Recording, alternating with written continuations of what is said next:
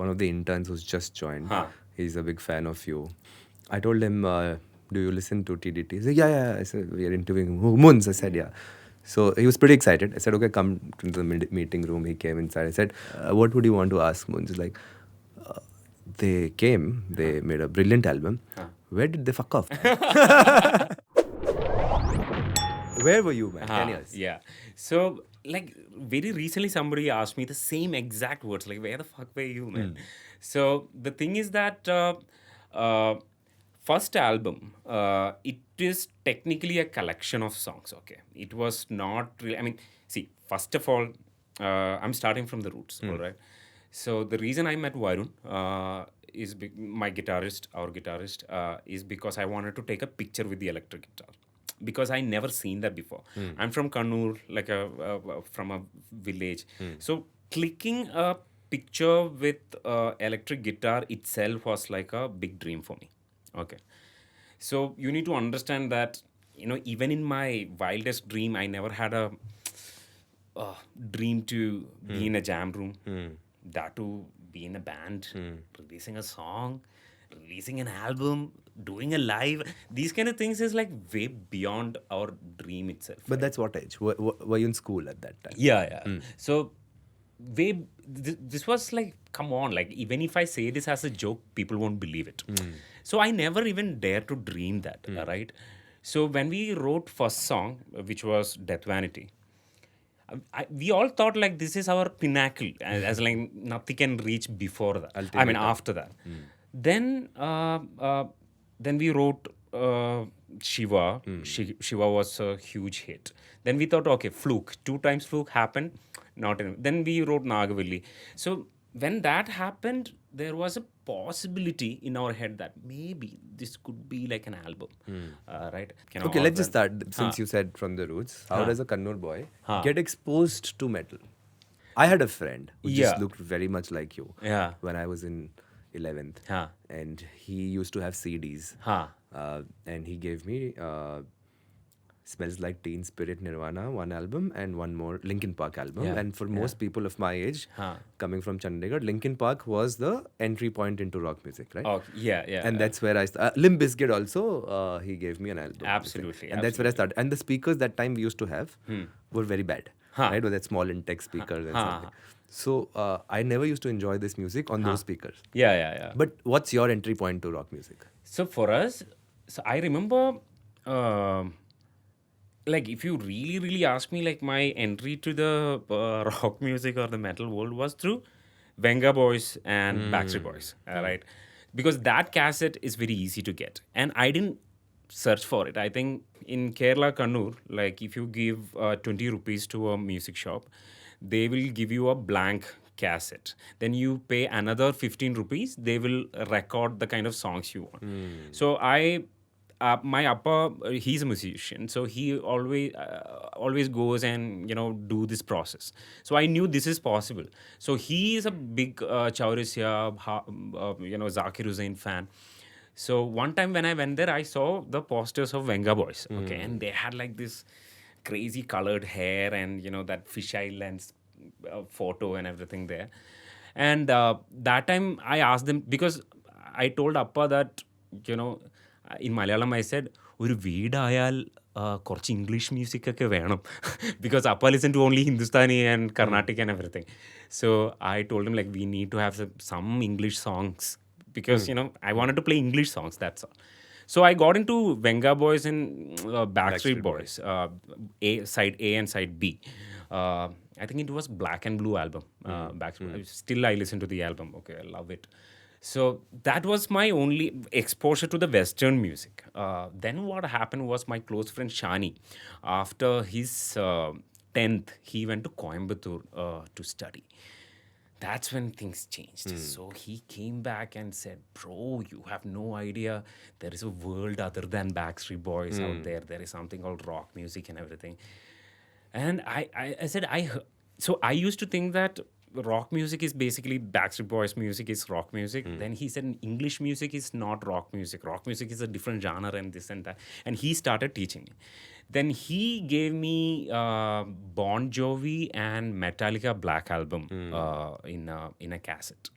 That was the first time I heard distortion, and it's fucking, you know that meme. It was it was like that only for me. When this happened, right? Like I started feeling that rage, and it really really comforted me. That was my first exposure to this thing. Then what happens is that this Shani, my friend, he was like, when we are into something, that is the thing. For example, when he introduced Backstreet Boys, like when we got introduced to Backstreet Boys, he said, dude, this is the world music. Okay. Then I invest myself, because Shani is like slightly elder to me and I want to impress him a lot. So what I will do is that when he goes back to Coimbatore, I will spend the next 2 months studying this music, because there's no internet. I can't search the lyrics or anything. So I just hear and write lyrics and everything. I learn and try to, so that next time when he's coming, I could sing along and, impress him. Then he will come back and crush my world by saying that, dude, you're still listening to Bon Jovi and Metallica? There is something called System of a Down. And I'll be like, but Metallica is the shit, no? Then he'll be like, no, dude, nobody listens to Metallica anymore. It's all Linkin Park and System of a Down. Then he will give me this thing and I will spend time on that. Then he will come back and say, you're still listening to this new rock music, metal kind of a thing? Go to the classics, man. That's the real thing. So this exercise keeps happening. And you never had formal training in music or singing? I mean, because of Appa, poor guy, man. My Amma, she's an actor. Appa is a musician. And they tried their level best every 2 months during the summer vacation. So I learned tabla, keyboards, chenda. I went for formal Carnatic vocal training. I was into Bharatanatyam and those kind of things as well.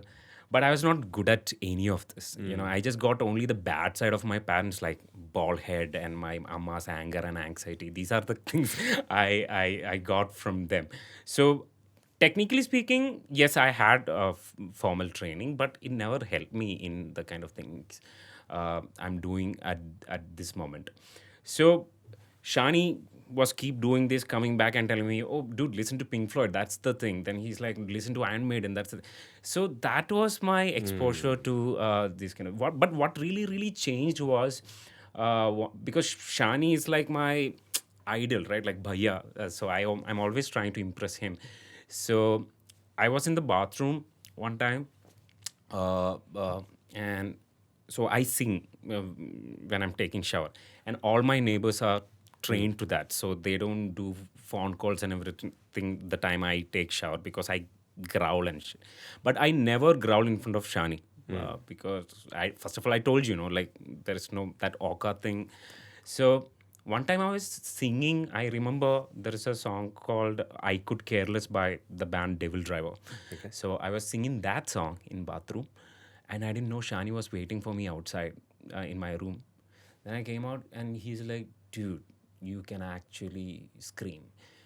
And I was like, I thought he was making fun of me because he usually never appreciates me. So he's like, you can actually sing. That changed. That one line, that thing he told me, oh man, like I still remember that feeling, because when somebody really appreciating me for something that I thought was not good enough.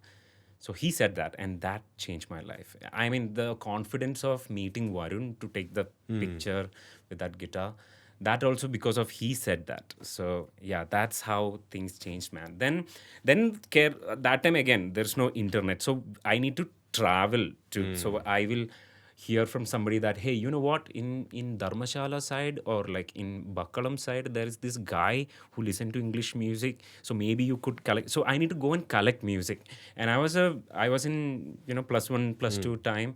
So, and these guys are like older metalheads and everything, and they will use me in a way that they'll be like, you give me 2 bottles of alcohol, something, buy Old Monk for me, I will give you Linkin Park. Or if you want Led Zeppelin, then you need to give me 3 bottles and stuff.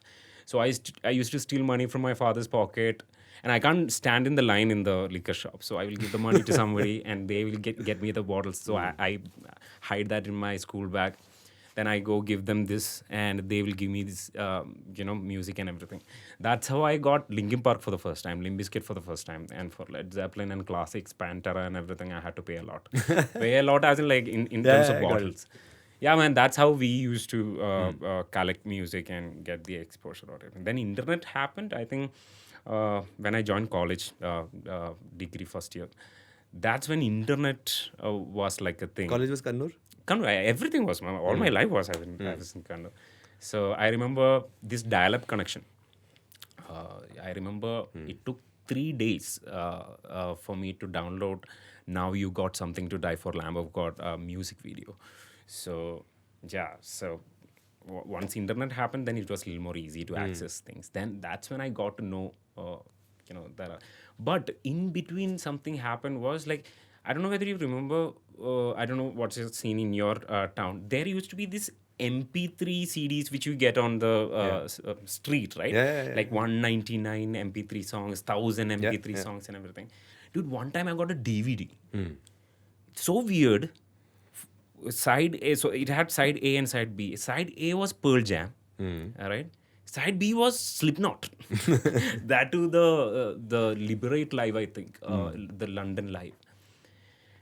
And so I knew metal as in like, Pantera, those kind of a metal. But I didn't know Slipknot existed and that kind of a world existed. And that also, like my anger, I told you, like when I reached that college phase and everything, my anger was on a different level. But I always used to be a very nice, calm guy.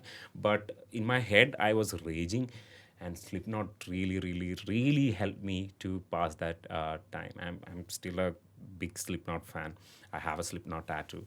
I love that band. But it's all happened in Kannur. Now when I'm looking back, I can't believe it's all happened in Kannur. No, a lot of my questions are answered because... So, can you define metal for me? Is rage part of metal? Is metal... Does metal have to be dark? Definitely not, because Is there happy metal songs? Of course, we have happy metal songs, right? The new songs that we are writing, there are happy. So for me, metal is like a good medium, man. Because as in like, you can channel a lot of things under that label, which is metal, right? Your anger, your political statement. There is a reason why I'm growling also, right? I mean, there are certain things needs to be said in certain way, right? I recently said, done like a TED Talk thing. In that, my topic was this only, like, the art of growling, like, why I'm growling. Certain things needs to be said certain way, right? Like, imagine there's a fire in the building. And you need to tell everyone that, hey, run, there's fire. And obviously there will be a way you're saying that. And it's not going to be like a very soothing thing. And it will be very weird if you go and say, hey guys, so there's fire in the building, so get out. If you say that, it will be so weird, right? That's why I'm saying, can there be a love song growling? Of course. There are songs like that. Not breakup song. There are love songs, man. So my point is that certain things needs to be said in certain way. And metal for me, especially our political statement, the feeling, right? And there is a gap, as in like love songs or most of the happy things, green sky, green grass and blue sky and all of that stuff is already... It's out there, 90%, right? But certain emotions, it's very hard to find. For example, for me, when I found metal in my early days, there was no angry Malayalam music. There were dark Malayalam music, but at the same time, there were no angry Malayalam music. My anger, the maximum anger I heard was when I saw protest and everything which is happening near to my house, and when they do like Ingulab Zindabad. That was the only thing I could relate to at that time for rage. Then metal was such an introduction for me. So similarly, that's why metal and your dark things goes together. For example, when you're talking about your depression, or when you're talking about the war which is happening, or when you're talking about the rage you have inside, metal is the right channel for it. But at the same time, one of my favorite band from India is Scribe. Okay, and they probably one of the most technical band from India in metal, and they don't really give a damn about the lyrics. I mean, they have a song called "I Love You Pav Bhaji," and it's all about how to make pav bhaji. This entire section is just about how you make pav bhaji. You cut onion this way, and so it can be that. So for some people, metal music in general, it's just music. If it's good, it's good. How it sounds. For some people, it's not just about how it sounds. It's about what are we communicating. Correct. So for us, it's a good juncture. Everything. So we have certain things to say. We have certain lifestyle that we need to showcase. For example, breaking the stereotype was such a political statement for us back then. That's why when we started playing live, that time, getting on a stage with a green T-shirt was such a political statement, right? So where is this coming from? In the sense, the last single that you released is basically Fight. Fight, React, Be Apart, yes. Brilliant lyrics. So one is that metal gave you an outlet for rage and to express yourself for a kid which was not as confident as you are now. The second is when I saw that video. That's taking a very, very bold stand. Absolutely. And so where are there some personal anecdotes from where this political rage is coming from? Have you seen something around you which has gotten, or other band members probably? I think we all You've written that, right? Me, and for that specific song, me and the artist that we have featured, Kel. We both wrote that lyrics together. And also our bassist, Nichu, he's the lyrics guy basically. But I think, have I seen something? We all did, right? I think you and I, everyone, because we are in India, right? And we have seen a lot of things. And see, we always been very vocal about our politics. Even in our first album, we call ourselves the Down Troddence for a reason, right? So we are a political band. We are a left band. We are not hiding it. I think if you are a good human being, you have to be left. There is no other way, right? Whether you like it or not, maybe you think you are right, but if you are a good human being, you are a leftist, right? So that always been our political stand. So if you take any of our song in the first album, whether it's Nagavali, Death Vanity, Shiva, Mak Fun Mohan, everything is a political song. We used to call ourselves a protest band. But even now, even in the new album that we are working on, everything is very political, man. Everything is very political. But when I say political, it's not always about your party politics, but that song, especially Fight React, it's a very political song, and the visuals are amazing. Yeah. I mean, it's all happened in 3 days, by the way. The fact that we are deciding we need to write a song, writing the lyrics, composing it, doing that video, producing it, releasing it, everything happened in 3 days. Wow. Because that time the rage we had in our head was definitely something else. Tell me something. When you write all of this and you release it, does rage meet rage in the sense that do you get a lot of rage in return? There's a lot of love on YouTube for you. We feel you represent a lot of people who have that similar rage. But do you get it back? Are there haters? Absolutely. Tell me about it. Yeah, like we have so I don't many see haters. it on YouTube in the sense. Yeah. It's just that, see, first of all, it's not like people who understanding this hating us, right? People who understand this, understand it. Then it's a choice between liking or not liking, right? The haters are coming because they are not really getting what we are trying to do. For example, in Kerala, there are no, it's just TDT, Chaos, Amorphia. There's only few bands from Kerala. So when we actually go and perform with, say, Agam or Malabaricus or, Hanuman Kind, so they compare, them with us. Look at Harish. Harish is singing on a pitch. Look at him. He's moving around. He's out of breath. So they try to, but that's not really the point of what we are trying to do. And also, there are a lot of people who really, really love us. At the same time, they love our music, but they don't really appreciate our political stand. So they yeah, they hate us. And that's okay. I mean, that's the whole point of this whole thing, right? We are not doing this to get fame. We are not doing this for making money. So we don't really care the outcome of it. For example, we are not even doing this for the fans. We are doing this for ourselves, period.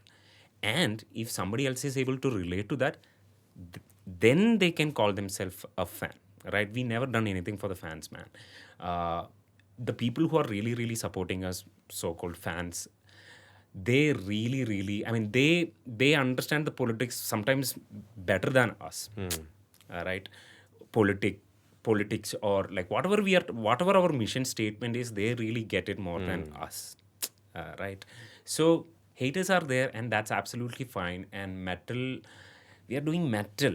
Come on, I mean, we are not doing this for the reels. We are not doing this for the algorithm. So we don't really care. That was a question. So do you care about views? Sorry? Do you care about views? Is there anything that you've produced or done for views? Let's be honest. I'm thinking. Did we do anything? I mean, definitely not till 2017, 18. Right. Recently, we have done a remix challenge thing. Like Advait and Varun played a part, and then we asked our fans to remix it, whether with the vocals or with your instrument or dance, whatever. To be honest, the intention was not to, hey, let's spread some music out there. That was not really the intention. Intention was just to get some traction for our Instagram. That was the intention. Yeah. But man, you should check that reel, right? Like you will see like what all people have done. People use piano to act classical guitar. Some people with the vocals, and it was beautiful. That's probably the only thing where we wanted to do something for the algorithm and didn't really work out. I mean, turn out to be something even greater than that. But apart from that, absolutely no, because this album, especially the album that we are doing right now, we have a song which is 10 minutes. That's anti-algorithmic, right? And we have... because this podcast is also anti-algorithm. yeah. So the first 4 or 5 minutes in that song is just Varun having sex with his guitar, as in like he's just flowing, grooving, and definitely people will skip that track. I'm 100% sure, because yeah. And also first album also, like we have songs, then we call it like palette cleansers, like we have some interludes and stuff also happening. So usually with the first album we have a song called AV, and that is just the wave goes like very slow, and you need to wait like at least like 30-40 seconds to understand what's happening. So a lot of people skip our album also. When they come to Apple Music, they play, they don't hear anything for the 30 seconds. They think some error, gone. Right? But we composed that album, I mean, yeah, those collection of songs for the people who appreciate album. This album, we might think that, okay, we learned the lesson from the first. No, we are not doing that. Honestly, it gives huge freedom, man. For example, I'm not really musically active apart from TDT. But if you look at any other band members, they all have their thing happening. For example, Sushin is doing commercial movies. He's doing his own art side of things. Nazar is doing the same. Varun is running his own school, right? Music school. And everybody is like finding their, whatever the thing they need to satisfy them, money, whatever. It's all sorted. So all of them are financially sorted. Everyone. And this is again a passion project. Yes, absolutely. When we say passion, 100% passion, because... So is this a reunion, or were you always alive as a band? We always been alive. So like when people say like, where were you in the last 10 years? We were very much alive, man. I was telling, and also at the same time, when Avial released their album, then the next 5 years, there was no release. I used to be a guy that time, being like such an Avial fan, saying like, dude, you guys are so privileged. You guys are taking us for granted. We love you guys this much. Why are you not coming back with music? We deserve. I used to be that angry kid. I said the same thing to Mother Jane also. But now I understand, man, how much time it takes for you to create something like that. Because if you look at, I mean, 2013 is when we released the first album. From that to 2024, Sushin would have done at least 150, 200 songs for his movies and all of that stuff. Nazar would have done this. I mean, I'm sure he done somewhat similar, because he has hard disk after hard disk for his own music. Varun done the same thing. Everyone done the same thing. But when it comes to TDT, it's not easy, especially when you're getting older also. So in 2019, when you released that Assam video, was the description said that the new album is coming in 2020. Yeah. But we've been saying, I remember right after 2013, right after releasing the album, the first interview we have done was with Headbangers Kitchen with Sahil Makija, and he asked me, like, are you guys thinking about the next album? And that time we had 3 songs already written for the new album. Okay, which is there now. Yes, and that time we were very confident, because think about it. We released album last week. We already have 3 songs. We just need probably another 5-6 more songs, and album is ready. So we said most probably 2015, because we don't want to rush. We want to take our time. And he said that time, I have heard this from a lot of musicians. Honestly, that time we were not lying. We really wanted to do it. But later what happens, man, like, in the early years, we get together for Saturday, Sunday after college, school, whatever. In that 2 days, we could write 2 songs. Saturday 1 song, Sunday, right?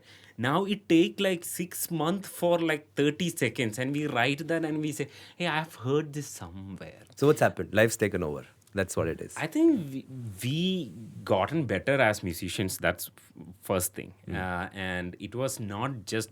See, we were such a angry kids back then, saying like, fuck you, sorry. Yeah. To everybody, okay. Now the thing is that we understand a lot of other things also. It is not just about that. We understand why certain things happen in certain way. So it's not just about saying, hey, this is not right, so I'm not happy.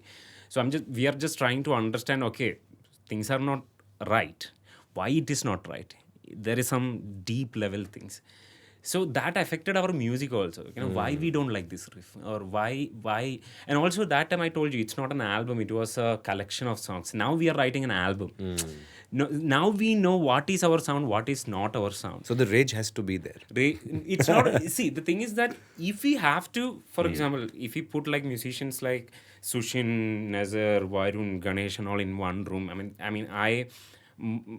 I know they are my band members, but I love them. I'm a huge fan of theirs, right? And they are very much capable of sitting in a room for a couple of days and coming back with 2 albums. I know that for sure. I know Sushin has completed a movie in a week. That is like, 2-hour movie background music. Which one? Drop a name, no. So that also happens. So they are very much capable of doing that. It's just that they are not doing this for money or anything else, right? So when they are doing it, they really wanted to... For example, Nazar was staying with me for the last 5 months in my house to set the whole album and everything. He recorded the bass for the entire album 7 times. And all these 7 takes sound same to me, but for him it was not, right? So we completed the entire project. We have given to our producer Keshav Dar very recently, packaged everything. Everyone approved it. After 4 or 5 days, Sushin is like, I don't like the drums. Now we had to start from the scratch. This drum process we have started in 2016, okay? That process we are restarting in 2024 again. So everyone has like their them in this, right? It is not just their name, it's their soul also. So they really, really, really care about this thing. That's why it's taking time. That's why it's more than just an album. And kids have grown up. You just met a guy who's like, like, see, I remember coming to Bangalore to meet Surajmani Matarji, because he used to be my god. I learned branding from him by just looking at him. I learned stage presence. I learned musicianship from him. So I came to Bangalore just to meet him, just to say hi and everything. And sometimes now, some kids not kids, man, people with beard, even some white beard and all, they come to me and say, dude, I used to listen to your music back when I was in college or in school. And I'm like, dude, you're making me feel so old. That also happens. So I feel happy. Now, we just don't have fans. We have people who respect also. They might not like our music. They might not like, but they're like, dude, you guys been doing this for like 15 years. I don't like your music, but respect. So we have people like that also. Okay, tell me, how did the name come about? So we have some fan questions. I'll ask them during this. The Down Troddence? Yeah. So initially, when me and Varun started this bedroom project, the Ultimatum. electric guitar photo project, we call it Ultimatum, right? With a Y. Yeah. By the way, that time there was no mission statement as such. It was just about being in a band. That was the only goal. I didn't know bands have mission statements. I mean, I went to your website, I checked it, and I now know. Yeah. But I'm just saying, you can cut this part. I might not look like a fool, but I thought only brands have mission statements. we do, man. Like, especially now in 2024, right? For example, recently we've been talking to some record labels and everyone, and now they are asking us, what exactly you want to do in 2024? And I said, dude, I love hip hop music. I'm a hip hop fan myself, but at the same time, now that has become like an easy thing to do. Like in movies, you do a trap, you write couple of lines, music is ready. But metal and rock used to have a golden era. When I was in the scene, right, like in 2007, 2005, that time, there used to be gigs happening everywhere, and it used to be a lifestyle also. Now look at me, right? I don't even look like a metalhead, because rock used to be a lifestyle. Now I don't know, like people don't like it, or they are hiding it, or they are not expressing it. So I want to bring that back, that culture of metal and rock. We want to bring that back, not through the kind of things we are wearing and how we are looking, but in the mindset, right? So we want to bring that back. I think if our album is coming in 2024, it's going to inspire a lot of musicians out there, because I know for a fact that there are crazy talent out there in rock and metal, but they are not doing it because it's not algorithmic. Right? I think if we do a good example by showing that, hey, you know what, you can do rock music and metal music and still get the kind of things you want. Bloodywood is doing it, right? I love them for making that statement. So if they are doing it, maybe these guys can also do it. So that's what we want to do, like change the demography slightly, at least put a dent. So you're saying it's not the same as 15 years back? Absolutely not. Are there enough gigs not happening? All I know is rock pubs have disappeared. Yes. But are there not enough gigs? Generally, globally also, it's not just the rock and metal, guitar-driven music or string-driven music. Generally, I don't know, man. People are not really feeling it the way it used to be back in the days. A lot of things change, right? I mean, when you're investing in something, for example, like the way I got this MP3 from when I get that till Shani comes back, I'm listening to that only, and I know everything about that. Even there is a scratch in that CD, that is part of the music, and I know. Now the thing is, it's everything is out there, so we are not really investing in it. So it's the first 3 seconds. I get it. I think it's true for a lot of things apart from metal as well, rock as well. Last time when we keep, but I think that times have changed in the sense that the other part is that there is a generation which has grown up without having to struggle for this, right? So it's not their fault. It is absolutely. It's just that now. See, I'm not saying that somebody is like sitting in a room and intentionally with an evil plan doing this. It's all organically happening. No, I'm not blaming anybody. I mean, there was a culture of buying music, purchasing music. So you need to earn that. To get like 50 rupees, 100 rupees back in the days were like very hard, man. So you need to save up that money. Then you choose between Metallica or Testament or Lamb of God or this. Then you need to make a choice, and so you're invested in that whole journey so much. Now it's not that. And apart from that, I told you, right, like this whole the live scenes are lesser, right? So. Very less. We compared to how it used to be, venues are not there. But at the same time, there are gigs happening. I'm not giving like a blanket statement that the gigs are not happening.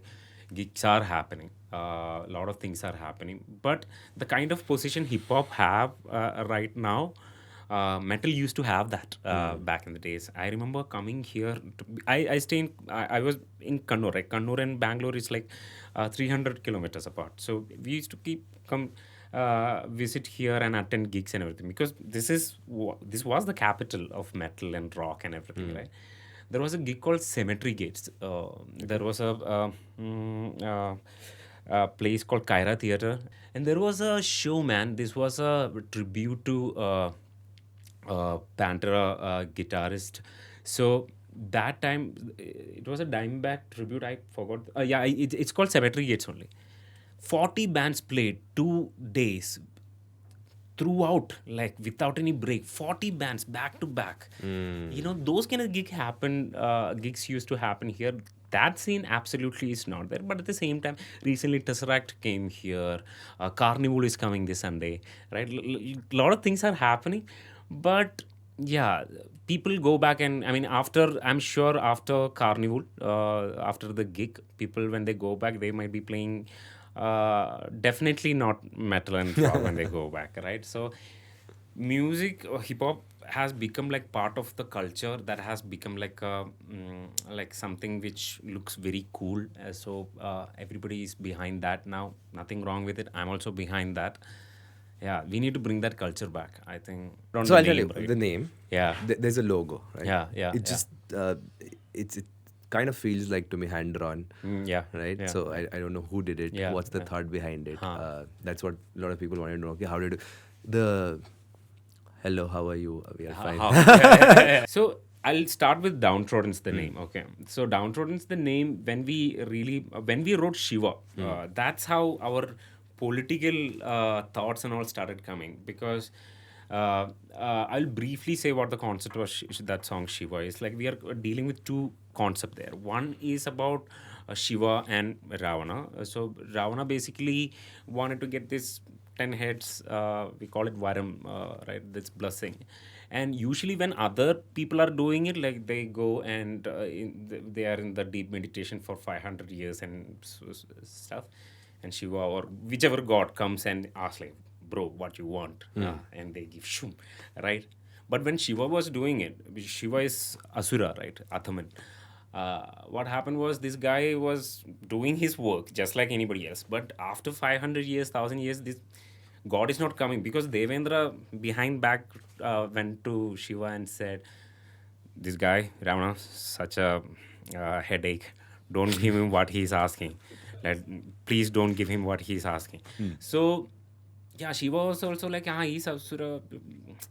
Then Ravana had to work for it, man. He got pissed off. He went to Kailasa directly. He took his intestine out, make a bass guitar out of it, and he started playing that thing. And he's like, you better give me the blessing. He had to work for it. So this is not the story, obviously, but this is how we have seen that story, right? Like, man, just because his skin color is black, and just because he's an Asuran, he's not Devan, right? Why the law is the same? For them it's a different law. For him then we realize, we are all Asuras actually. We all have to struggle. For our rights we need to die hard.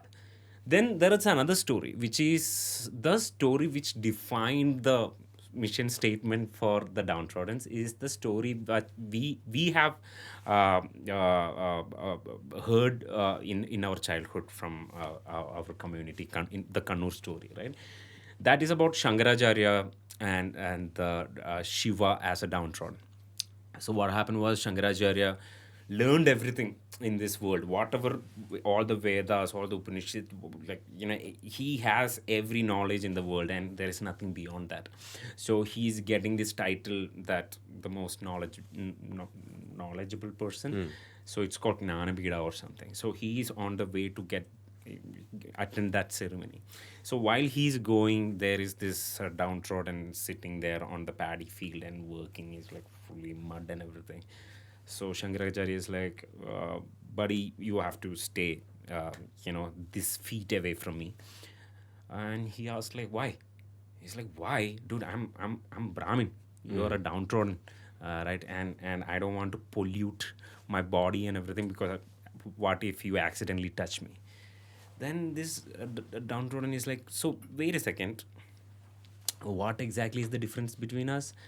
You have chandanam, which is sandalwood. See that on your yeah.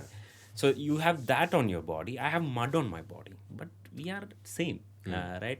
I have a fishbone necklace. You have a flower necklace on your neck, but we are the same, So he says a lot of things like this comparison. You doing this, I'm doing this. Like, you have no problem taking the banana, which is coming from my house, which is filled with mud and everything, but you are giving that to your god. You have no problem with that. You cut yourself, you will see blood. If I cut myself, I'll see blood. The color of the blood is the same. So that is the line which we have used in the song Outnya, which like Nangla Kutyalan Chora, Ningla Kutyalan Chora. Blood is the same, right? So this is a big comparison. So I have that tattooed on my body. That entire thing is like that. This is the Shiva song. Yeah. So it's like a comparison, like this versus that, this versus that. Later, Shankaracharyan is realizing that, okay, I mean, this is someone else now. So he touches his feet, like this Brahmin touches this downtrodden feet. That's when Shiva is showing his like full-fledged, thing. Then Shiva tells him that, now you got the ultimate bodha. Now you got ultimate knowledge that Aham Brahmasmi, man. Like everything is the same, and there is no you and I. We are all the same. So this story, man, inspired us so much, right? Not in the plain surface level. I'll tell you why, right? Like when you heard this story, you're maybe like like a lot of people, when I tell this story, they're like, Shiva is such a nice guy. He gone and done this. The thing is that, dude, somebody had to pretend as they are God so that they can directly speak to a Brahmin. Right, that is the full concept behind Theyyam also. Like, we had to, the downtrodden had to be themselves God so that they can at least ask for their basic right. So Theyyam concept is like that, right? It's the low caste downtrodden people who are becoming demigod, and they will go to the Brahmin as gods and say, hey, next cultivation, we need extra 2 buckets of rice. For their basic right, they had to become God. So that's how we have seen this story. And this Potten, we call him Potten, right? So Potten, this first downtrodden, he's the first guy who been rebellious enough to question the authority. So this story, man, really, really, really, really inspired us, helped us write the song Shiva also. All of you together, is it? Absolutely. Because we are all coming from different backgrounds, right? For example, Ganesh Radhakrishnan is coming from a typical Tamil Brahmin family. And I'm coming from such a low caste, my merit always been questioned, right?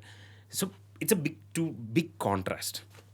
But later I realized his problem is sometimes bigger than mine. And he also realized that my problems are very different from his problems. So initially when we called ourselves the Downtrodden and everything, the definition of the Downtrodden was something about the downtrodden or something about the oppressed. Later when we got matured is when we realized that being oppressed is not just about your class or caste. It's way beyond that also. You can have all the money in the world. You can have like all the privilege in the world. And you can be as helpless as any other downtrodden. So that is the real definition. So we didn't have this much of discussion back in the days. But this is something which we have learned over the period of time. That's how we landed on the name The Downtrodden. And the core of the second album still remains the same. The core, this core still remains the same. Absolutely. But it's slightly different. I mean, different as in like, it is, in my opinion, it is mature. I don't know whether I can use the word maturity, but we have started seeing things on a different angle. Like, because I told you, right? Like, it's not just about surface level problem. Okay, there is, this party in power, that's why this is happening. There is a hatred between Muslim and Hindus, and that's because of this party or this thing or that. It's not simple as that, man. Things are way deeper than that. When we started touching on this whole caste subject, right, we realize how deep it is. Because you can change your religion, but you can't change your caste, right? Initially, when I grew up in Kannur, I thought my merit was questioned, or all my problem was because of money. When I saw my father and mother struggling, I thought it's not their caste, it's their financial thing. Later, I realized that it's not simple as that. Right. So that's what we are dealing with. I mean, not exactly. We are dealing with multiple So it's much more nuanced. Yes. It has much more depth than 10 years back. But the core still remains the same. Absolutely. That still remains the same. Talking about, coming back to the names again, how are you? We are fine, thank you. How that happened was me, Varun, and Advait. So we used to fuck around, like we make fun of each other. We do random things. So this was the time when we were wrapping up the album. As in, like, there was one more song left in the album, which is called Chabilla. We were writing that, and after lunch we were just lying down. So Varun, me, and Advait was doing something on his laptop, and I was just simply just fucking around. So I told Varun, bro, in Bangalore. So that time Varun is planning to move to Bangalore. He's not in Bangalore that time. So I'm telling him, bro, Bangalore, you need to speak English. Okay. Now I've been in Bangalore for like 2 years now, so I know English. So let me teach you English. So the basic thing is that when you meet somebody, you need to say, how are you? Then that person will reply saying, I am fine. Then that person will again ask, how are you? Then you need to reply saying that I am fine.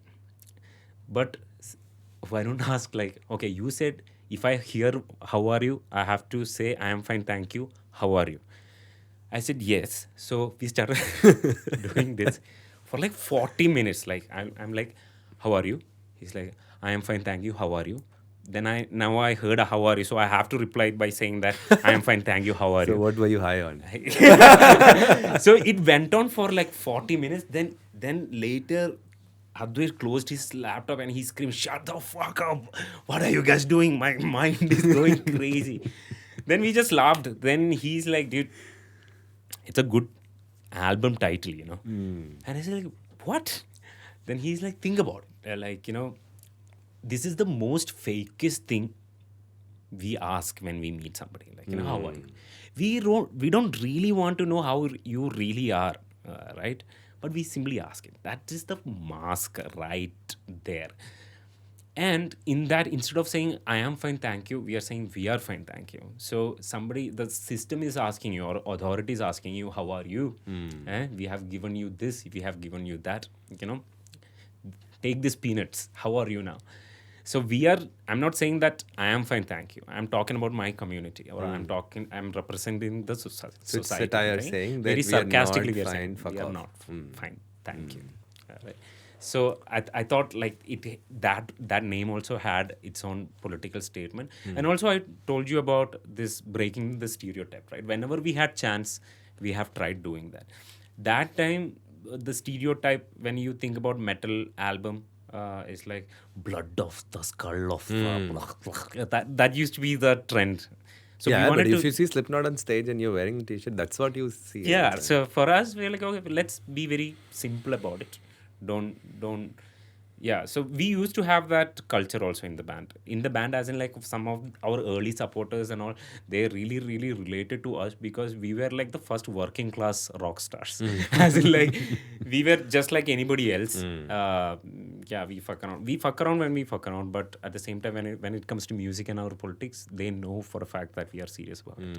Did your parents understand what you were doing? Absolutely. They did? Absolutely. I mean, our parents were our biggest fan. Usually, when people talk about their life story and everything, they say, I mean... That's why the question came. We were discussing that because most of you are from small towns in Kerala. I mean, if I tell my parents that I'm doing this, at that time it would have been very weird. So think about it, right? Varun's parents, you know, Varun's father, Santosh uncle, he takes him from Kannur and go to Calicut, which is like 100 kilometers away, every weekend, Saturday and Sunday, for his guitar training because his teacher was there, right? He done that for years. I mean, till he reached college, he was doing that. He used to go. That's the kind of support he has given to him. He had his own drums, he had his own guitars and everything. He supported. My parents were so happy when I was doing something in the art. They didn't understand because they never heard growling before. They didn't know that's a thing. But my father, even that time, my father and mother supported me so much. They used to, they take this pride, as in like, they will go and say, you know, my son is into growling. And he will, and he will look around and he will wait. Because obviously that uncle, Raghavan uncle, whomever, he wouldn't know what growling is. And he will wait. Then obviously Raghavan uncle will ask like, what is growling? Good that you asked. Let me explain. So, in Talipurumba, where we are living, you will find hundreds of singers, but you won't find one single growler. My son is a growler. He used to take pride in it. I remember when we done our second show, that was in Trivandrum, and it was in a club. Like he was there? Amma, Appa, both. Amma, like everybody, I still have pictures of it. Everybody was like, you know, wearing black and, you know, like smoking and everything in the pub, raging, head banging. And my appa is wearing a jubba and amma wearing like an orange sari. Front row. And appa is like... and whenever Ganesh do China, then appa is also like... And amma is also like listening to his son growling. Right? Like I'm going like... Rah! And amma is like... Such a sweet song. So they supported me so much. When we released our first song, Death Vanity, our parents only gave us the money to travel to Kochi and record the song. When we were doing this 22,000 that we are talking about, it came from them only. Whenever we camp during our vacation, that time Amma cooks food for us. And you know, like these 5-6 people staying in their house, they had never had a problem. They supported me so much. Even now they are supporting. They are really concerned about the album getting delayed. They asked me about, you know, why it is not coming. Do you need any support? First album, Appa sang like, you know, a small piece in Death Vanity.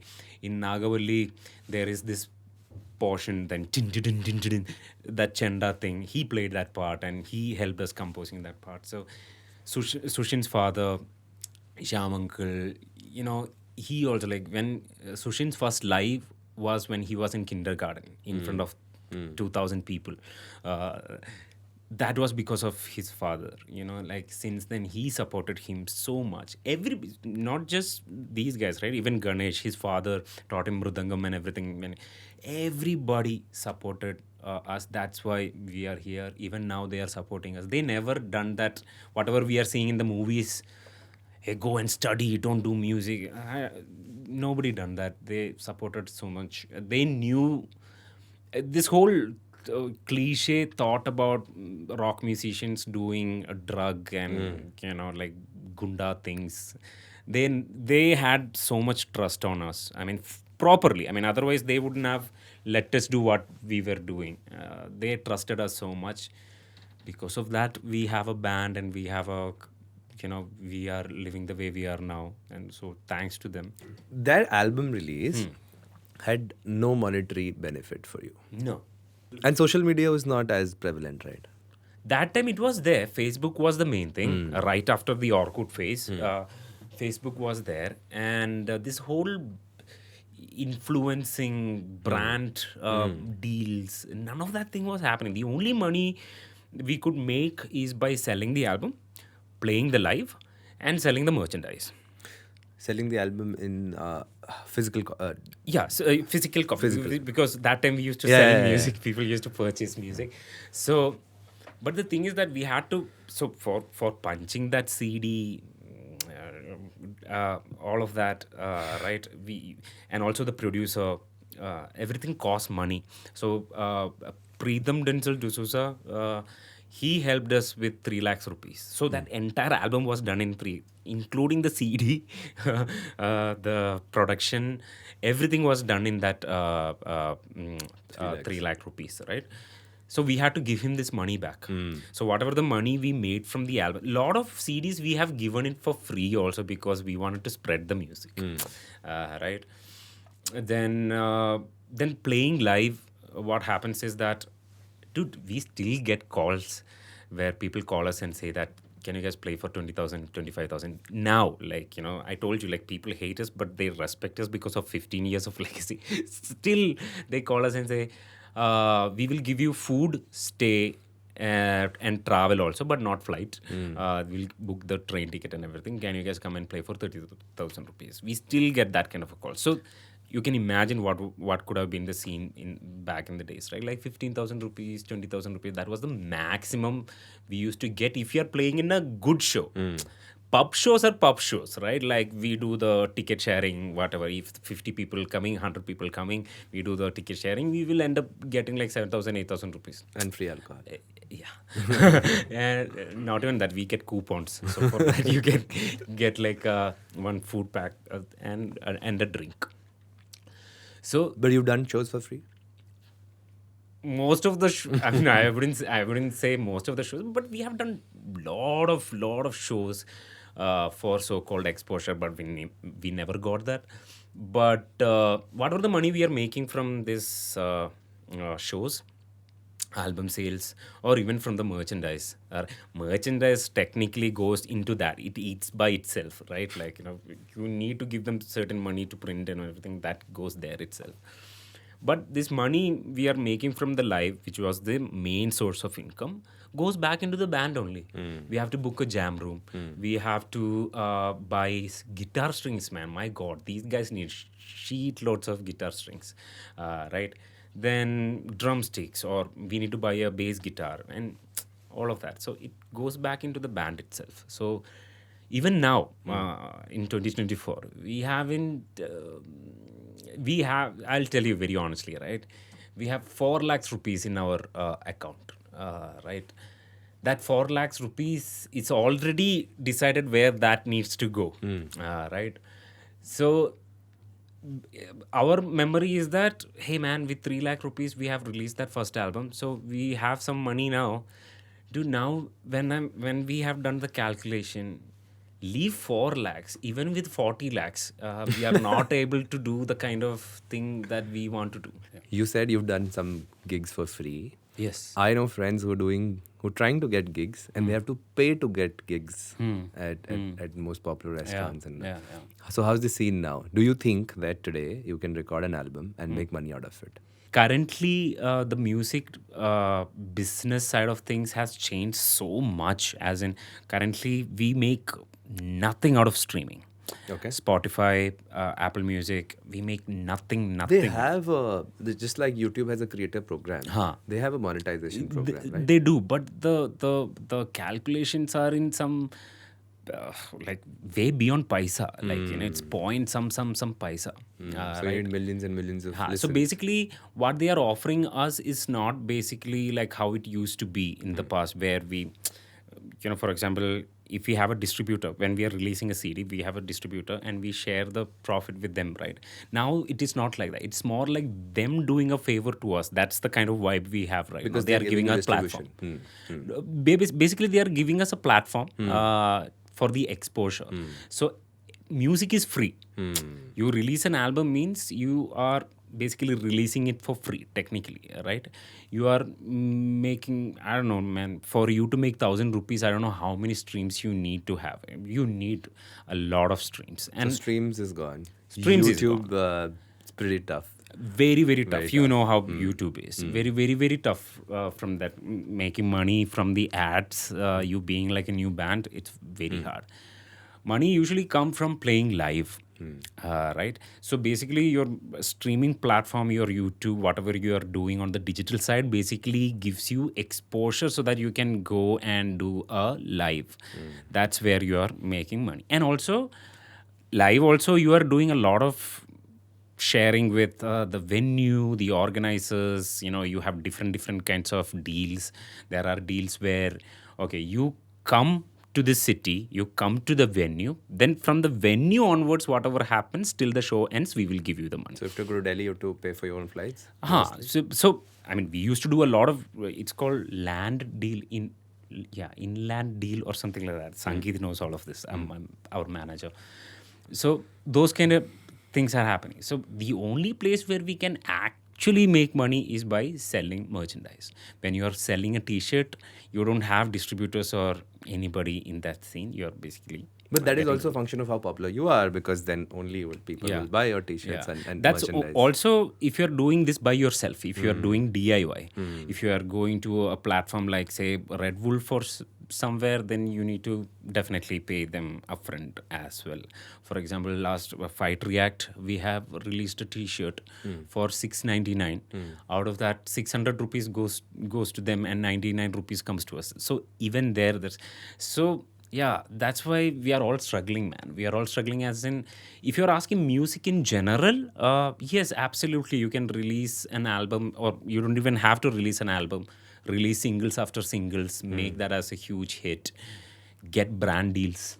That is like one big channel to make money now. Brand deals. You collaborate with brands and they pay you. You make money.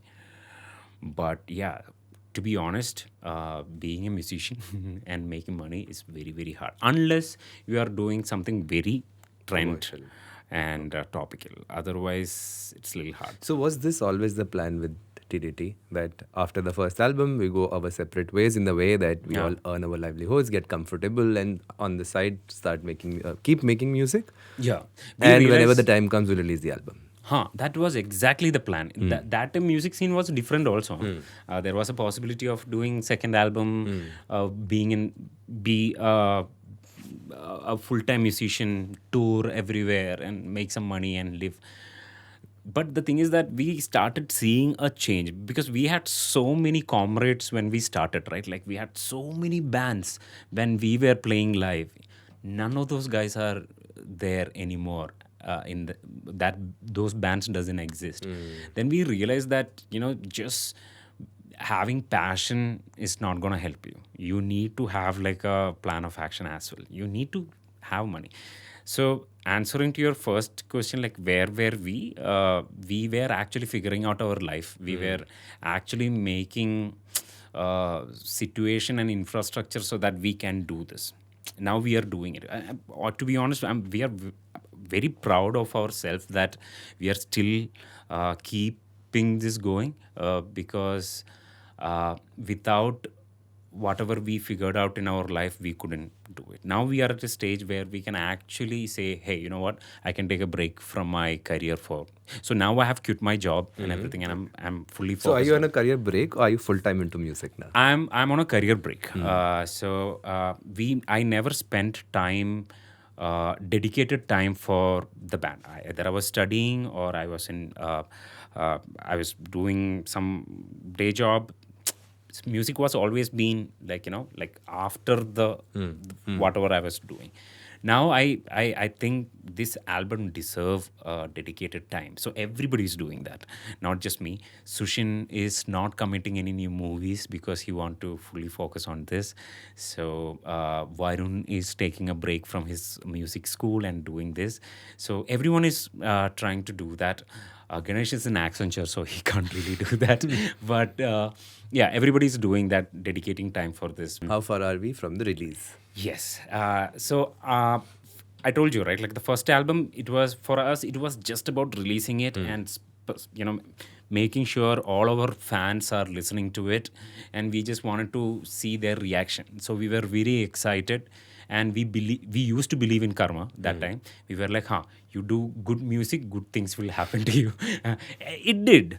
But in 2024, we want to do this in a proper way. When I say proper way, we are planning 10 music videos. I mean, I don't think a lot of bands, I don't know any bands who done 10 music videos. And they're all short, they're done. No, it is not done, but we want to do that in a certain way. And we are in the works, and it's I mean, we have some really good folks coming and collaborating with us. So it's happening. Yeah. And that's why, and also like for us to do 10 music videos, it's not simple, man. Like, now the music, the hip hop artist or any other artist, they are spending 20-30 lakhs for one single music video. Okay. So, and we being like a subgenre, going to a producer and asking like, hey, can we get like 2 CR for 10 music videos? That is not even like, you can't even ask that kind of question out there. So we need to figure out certain other things as well. So this album, it's not just going to be the music, right? There are different things coming along with it. There's a documentary coming, which is covering our the last 15 years of our journey. Then we also have a physical copy of the album. But in what form is slightly different from the last album, because that time we could release a CD and everyone had a CD player. Now, even if you are releasing a CD, there is no CD player for people to access it. So we had to figure out another way to release this as like a physical copy. So we are thinking of a lot of exclusive content in that physical thing that you're buying, so which you won't get in digital. Marketing experience coming here. Absolutely, it's coming. And those things you won't get in digitally.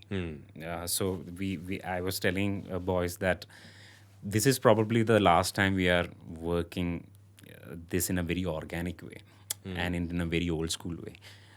So I'm very excited about that, because that is not something which a lot of people are doing. Nobody is thinking about physical and everything. Do people know the name of the album? No one knows. You should do a contest. What is AYAKTIHIS? It's hashtag. Yeah, it is. Everyone asks like, what is this? First of all, it is just an hashtag currently. It is the name of the album. If you can figure out. Cool. Last thing before we make you see your own videos. To look into this camera, talk to your fans and give them one message before your new album comes out. See, it might sound like I'm bragging, but we never been this happier when it comes to our musicality. This is not something I'm trying to... I mean, if they are TDT fans, they will understand. We don't say for the sake of saying it. But when we were releasing the first album, we were excited because we didn't know how the world will receive our music. But this time, we are very, very, very, very excited than the first album, because musically, I think this is the real sound of TDT, because we are not denying the first album or the sound, but this defines the Down Troddence's sound, and you guys never heard this before. So we are very excited how you guys are going to receive it. Yeah. Cool, Munz. Thank you so much. Thank you so much, dude. It was great fun.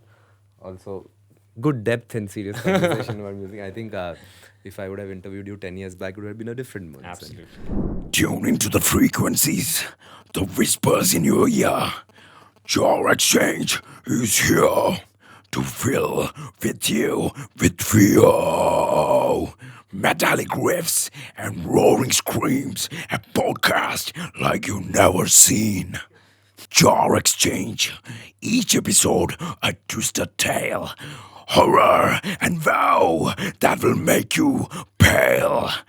The cranberry style mixed with rage, bringing justice every cage. The clock is ticking, time slips away, but JarXchange is here to stay.